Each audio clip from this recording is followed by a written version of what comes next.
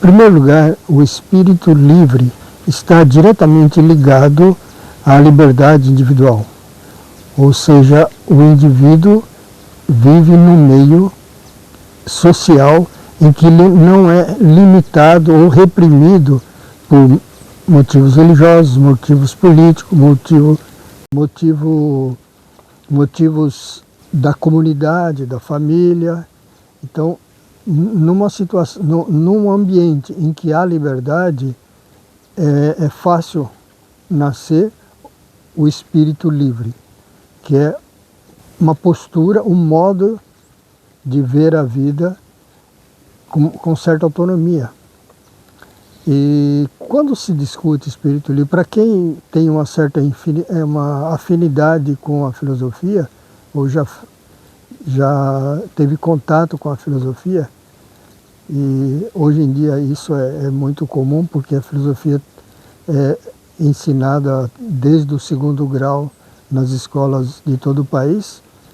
Então, quem já tem essa introdução na filosofia sabe que espírito livre lembra o filósofo alemão Nietzsche. E esse filósofo, ele escreveu um livro chamado Humano Demasiadamente Humano, em que ele descreve o que é o espírito livre. Mas eu não vou me apegar aqui simplesmente a Nietzsche, porque eu sempre gosto de ter liberdade de avançar mais do que o pensamento desenvolvido por um filósofo em particular. Por exemplo, eu posso voltar a uma época anterior a Nietzsche, a época de Immanuel Kant, outro filósofo alemão, que também escreveu sobre o espírito livre, embora ele não usasse essa palavra. Kant dizia que existe 2 tipos de pessoas no mundo: os que vivem na minoridade e os que já alcançaram a maioridade. Para esse raciocínio de Kant, quem está na minoridade, ele não tem o espírito livre, ele depende da opinião dos outros, ele pensa conforme os outros pensam, ele se subordina ao pensamento, está subordinado ao pensamento de uma outra pessoa. Então esse está na minoridade, ou de um sistema, ou de uma crença. Então ele está na minoridade. E na maioridade é aquele que pensa por si mesmo, que consegue pensar independente dos entraves sociais, dos entraves ideológicos, dos entraves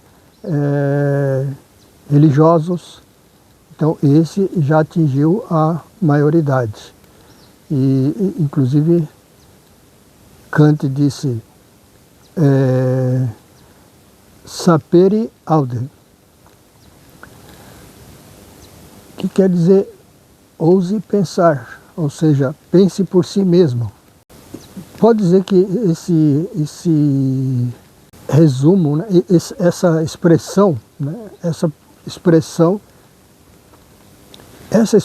resume o pensamento de Kant, que ele incentiva a que as pessoas, para atingir a maioridade, precisa ousar pensar por si mesmo. O espírito livre, ele está sempre presente quando a mente humana, está supera, ou está livre, ou supera, dificilmente está totalmente livre, mas supera os vieses, os preconceitos que ele herdou ou que ele desenvolveu, que ele herdou da sociedade, ou que ele desenvolveu, ou que foi influenciado por certos sistemas de pensamento em voga no seu meio ambiente. Então, essa pessoa, ela presa a isso, que por acaso estiver presa a isso, ela não consegue alcançar a maioridade. A gente precisa fazer o que é importante fazer. Nietzsche já dizia: espírito livre é um guerreiro. isso não significa que ele é um soldado, é uma pessoa que está em guerra. Ele quer dizer que é uma pessoa de coragem, é uma pessoa disposta a enfrentar pensamentos contrários, a criticar, por exemplo, certas crenças que é perigoso criticar. Então, o espírito livre, ele tem uma mente de guerreiro. E isso leva ele a ousar questionar as verdades que circulam pela sociedade. Mas vamos falar um pouco da minha trajetória até aqui em torno desse tema do espírito livre. Eu desde criança fui criado num meio religioso, extremamente religioso. Meus pais, como já falei em outro vídeo, abandonaram a Igreja Católica e foram para uma religião protestante. E nessa religião protestante, eles aceitaram toda uma série de doutrinas, né, de conceitos, de concepções, né, eram todos interligadas para que ele pudesse ser um membro efetivo daquela seita, né, daquela seita religiosa. Assim, eu fui criado naquele ambiente onde tinha muitos assuntos tabus. Contestar era proibido, duvidar era proibido, fazer questionamentos em relação às crenças, procurar qual era a lógica de certas afirmações do pastor ou dos membros religiosos, era uma ofensa, né? Era muito condenada. Então, quando eu atingi a maioridade de física, né? Depois dos 18 anos, eu saí de casa, fui viver a minha vida e passei a ter contato com outro tipo de pessoas, né? De gente. E assim eu conheci por exemplo, os movimentos políticos, os movimentos sindicais, né?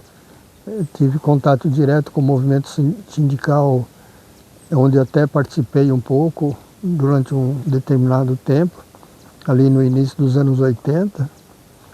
Então, percebi que aqueles movimentos em que eu entrava em contato, possuía o mesmo preconceito, né? O mesmo conjunto de crenças, só que diferentes crenças, é claro, como tinham os crentes, né?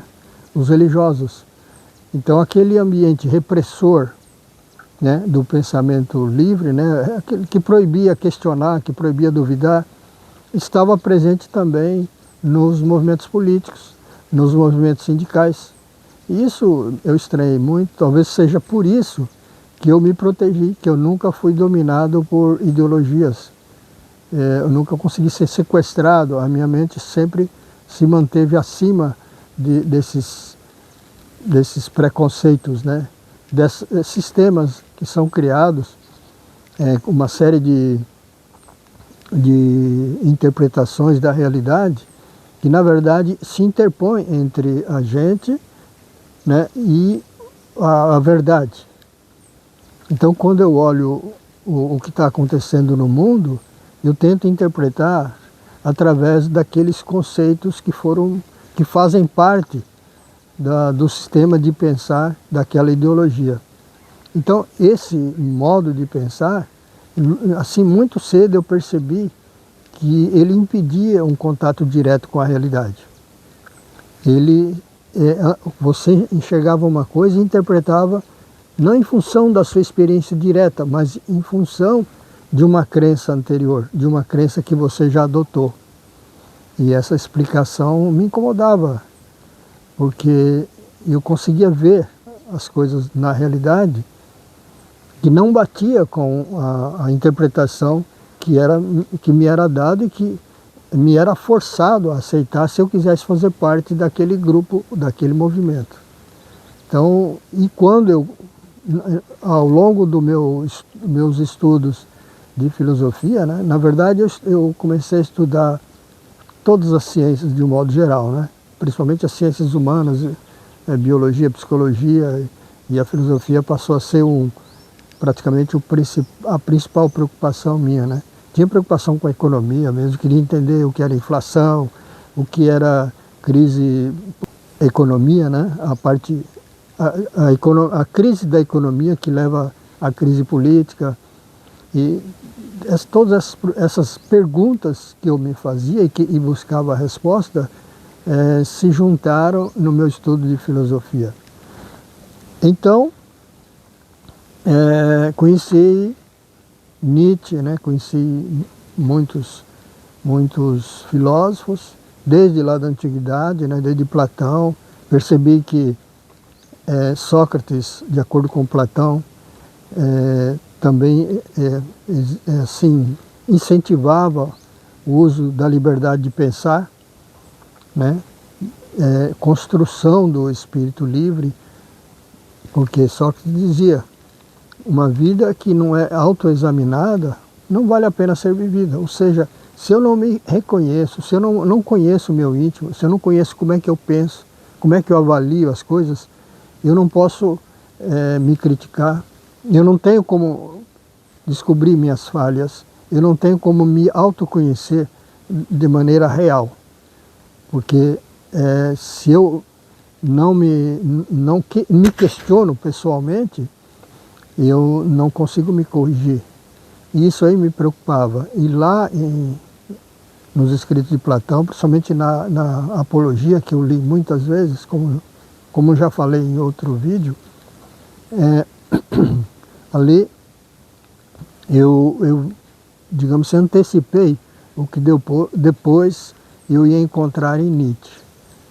E no filósofo Nietzsche eu achei essa palavra muito adequada, né? Espírito livre, em que ele ressaltava as qualidades de uma pessoa que tenha a coragem, que tenha a ousadia de pensar por si mesmo, por questionar, por, digamos assim, discordar dos outros, das unanimidades que circulam na sociedade.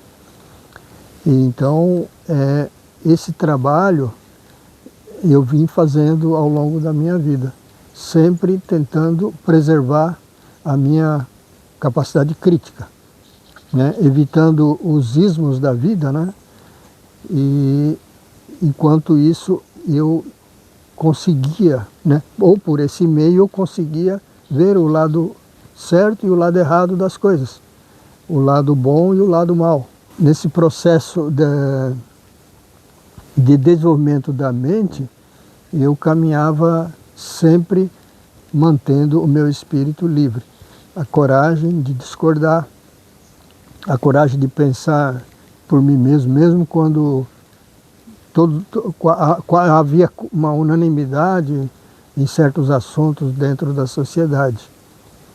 E com o passar do tempo, eu descobri um outro problema, ou talvez uma consequência desse exercício do espírito livre, que é a arrogância. Porque eu via pessoas dizendo ou escrevendo que eles se gabavam, né?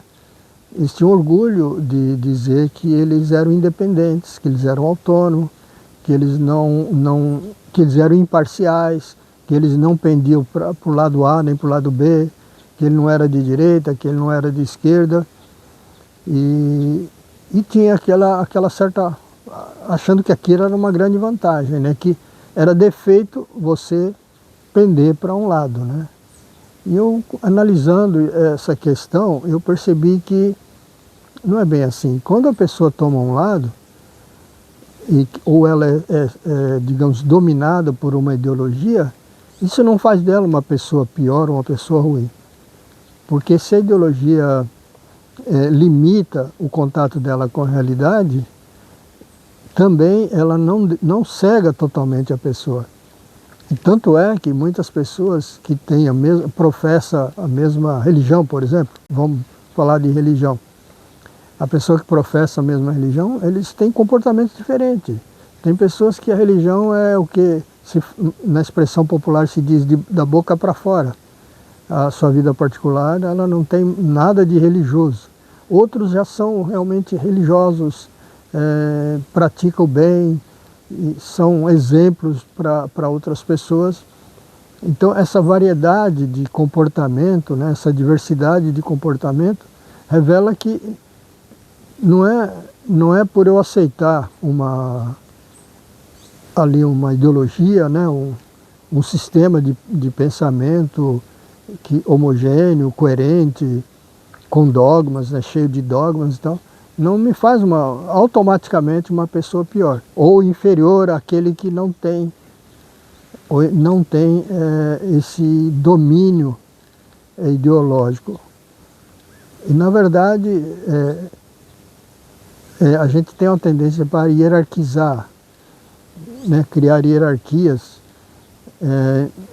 inclusive no pensamento, na sociedade de um modo geral e na forma de pensar, né? Então há aquelas pessoas que acham que elas são inteligentes demais e não caem, por exemplo, na demagogia de um pastor que só está interessado em arrecadar dinheiro dos seus fiéis. Mas na verdade esse pastor faz isso, ele não faz obrigando, ele não está ameaçando, ele usa uma estratégia. E a pessoa ingênua, a pessoa necessitada, carente, e ainda vivendo na minoridade, como dizia Kant, ela se sente bem dando dinheiro, contribuindo com aquela igreja, porque a igreja dá um alívio para as suas preocupações, né? Cria um ambiente em que a vida se torna suportável. Então eu penso que uma pessoa que está sequestrada, que está com a mente dominada por uma ideologia religiosa, ela é uma vítima. E não é vítima do pastor ou do sistema, ela é uma vítima de si mesmo. O Kant já dizia que a pessoa não atinge a maioridade por acomodismo, por conveniência, falta de vontade de se esforçar, né? Ou medo, né? Por covardia. E eles têm os seus motivos, e eu não desprezo essas pessoas de forma alguma, eu tenho dó.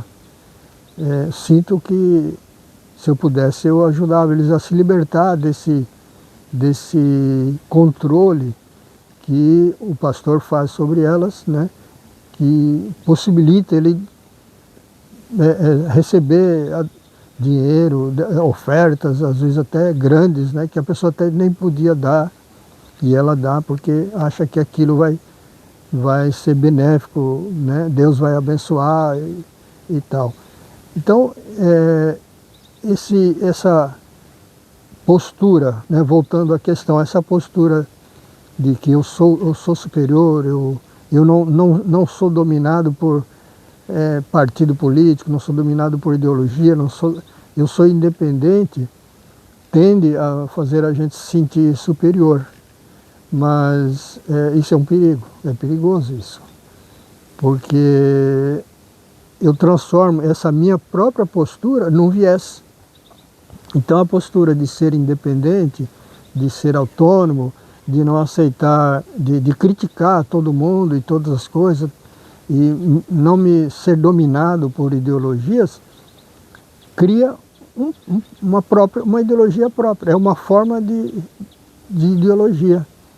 E eu acabo sendo escravo dessa ideologia que eu adotei para mim. Então o espírito crítico, ele é, digamos assim, a chave mestre para se alcançar o espírito livre.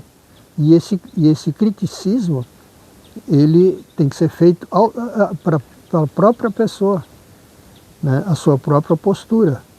E assim ele pode, digamos assim, cultivar a humildade. Na medida em que ele percebe os seus defeitos, os seus limites, a sua ignorância, a sua incapacidade de entender todo o complexo de relações sociais, porque a sociedade é complexa e não é subordinado a um sistema de causa e efeito direto. Tem mil e umas causas, mil e uns efeitos se combinando, se misturando desordenadamente.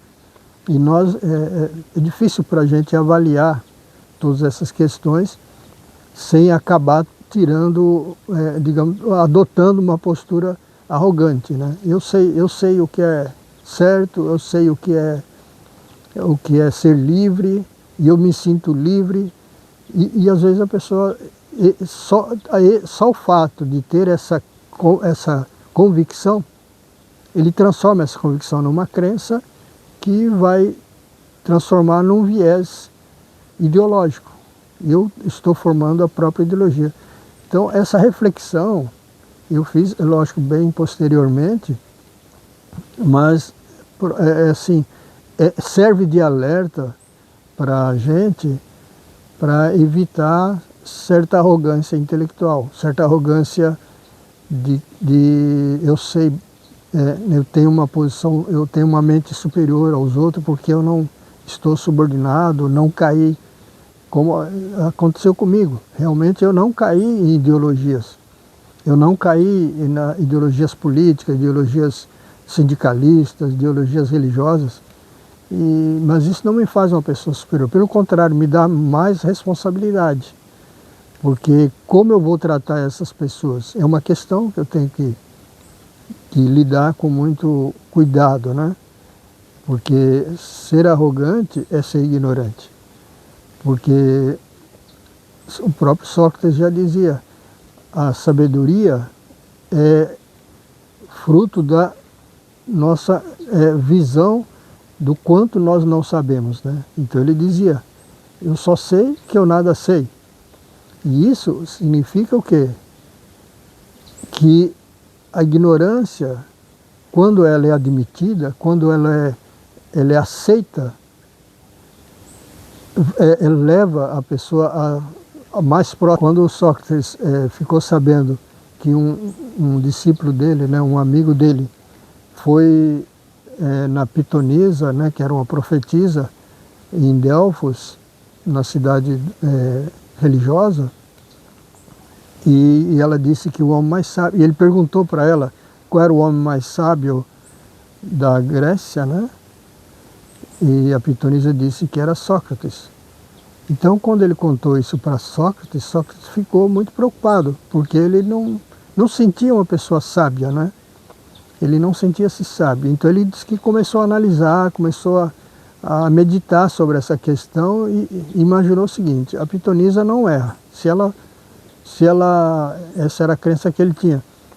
Se ela disse que eu sou sábio, eu devo ser sábio mesmo. Mas por que eu sou sábio? E ele começou a investigar um processo filosófico e começou a investigar. E começou a perguntar para as pessoas o que elas sabiam.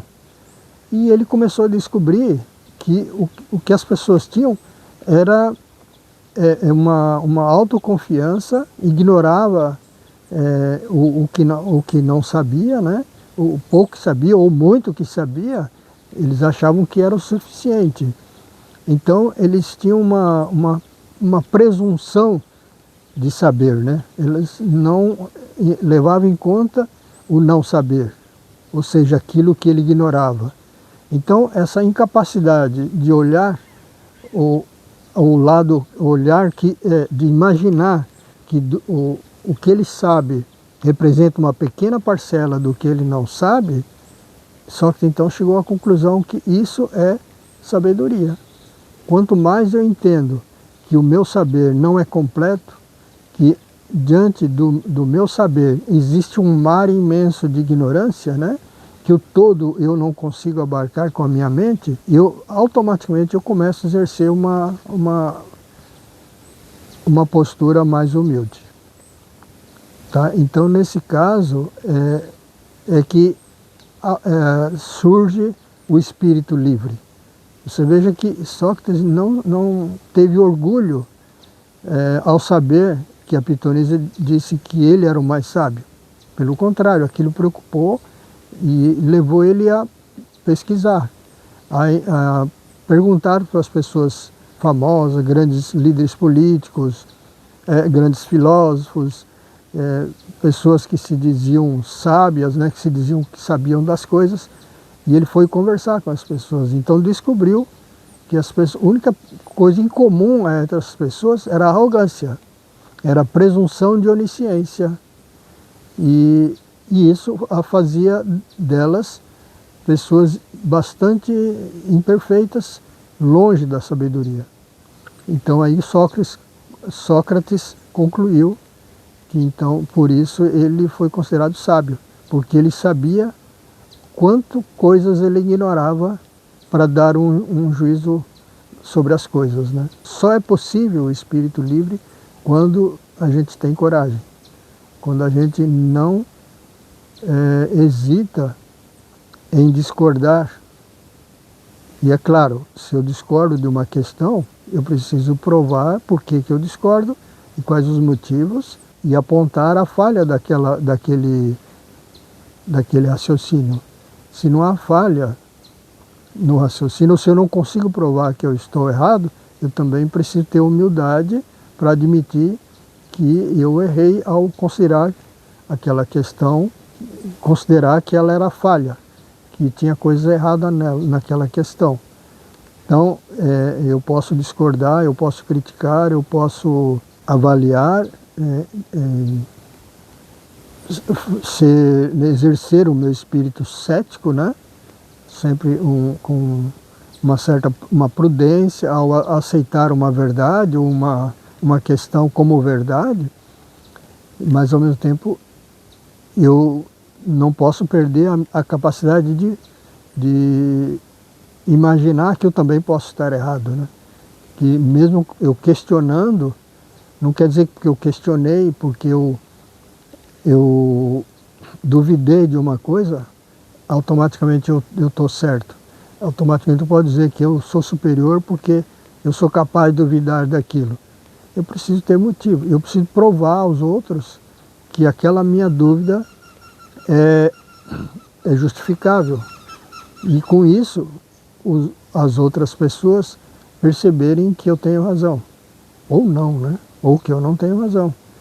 Então aceitar esse jogo, essa dialética entre o conhecimento, o desconhecido, entre o que eu afirmo, o que eu nego, ou o que eu falo, o que os outros falam, o que eu defendo, o que eu critico, é uma dialética. E essa dialética pode se virar contra mim. Ou seja, eu posso de repente estar errado em muitas coisas, né? E eu estando errado, eu refaço. Se eu tiver, né, coragem, eu posso refazer essa minha questão. Então, não fechar a mente para os questionamentos, inclusive o questionamento do seu questionamento, né? Então eu me questionar do meu questionamento, do questionamento que eu fiz, né? Isso é muito importante. E isso dá inclusive a humildade de não exercer uma arrogância intelectual. E por enquanto é só. No próximo vídeo o título vai ser Como Ler Bons Livros. E aí nesse vídeo eu vou discutir como o meu contato que eu tive com os grandes livros, né, da história da filosofia e da história da humanidade em geral, desde lá do início do desenvolvimento da escrita, né, os livros principalmente os que chegaram até nós, e como eu evoluí como essas leituras foram muito decisivas na minha vida, né? Decisivas na minha vida. E muito obrigado. Espero que vocês tenham entendido mais ou menos o que eu expus aqui. E se gostaram, deem um positivo, né? E se não estão inscritos, se inscrevam no nosso canal para que eu me sinta incentivado a continuar debatendo. Temos muitas questões preciosas aí para debater, sempre com o espírito livre, né? Sempre aberto, sem didatismo, sem arrogância, sem querer ser dono da verdade e também sem entrar muito no formalismo da filosofia, que é um grande problema que eu estou tentando evitar de todas as formas, de tratar a filosofia de uma forma formal. Eu quero aqui tratar a filosofia como um bate-papo numa roda de amigos. Muito obrigado.